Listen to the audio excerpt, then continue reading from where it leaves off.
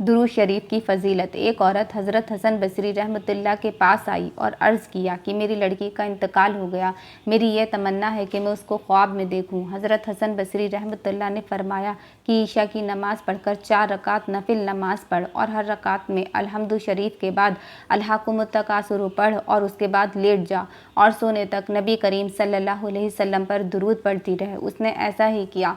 उसने लड़की को ख्वाब में देखा कि निहायत ही सख्त अजाब में है, तारकोल लिबास उस पर है, दोनों हाथ उसके जकड़े हुए हैं और उसके पाँव आग की जंजीर में बंधे हुए हैं। मैं सुबह को उठकर फिर हज़रत हसन बसरी रहमतुल्लाह के पास गई। हज़रत हसन बसरी रहमतुल्लाह ने फरमाया कि उसकी तरफ से सदका कर, शायद अल्लाह जल्ले शानुहु उसकी वजह से तेरी लड़की को माफ़ फरमा दे। अगले दिन हज़रत हसन बसरी रहमतुल्लाह ने ख्वाब में देखा कि जन्नत का एक बाग है और उसमें एक बहुत ऊंचा तख्त है और उस पर एक बहुत निहायत हसीन और जमील खूबसूरत लड़की बैठी है। उसके सिर पर एक नूर का ताज है। वह कहने लगी, हसन, तुमने मुझे पहचाना? मैंने कहा, नहीं, मैंने तो नहीं पहचाना।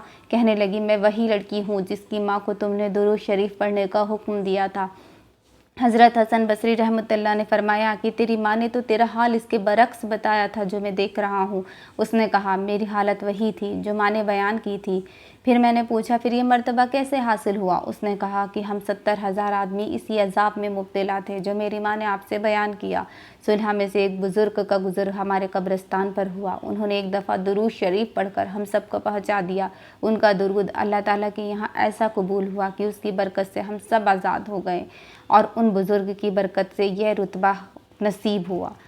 अल्लाह हम सबको दुरूद शरीफ पढ़ने की तौफ़ीक़ अता फ़रमाए। आमीन।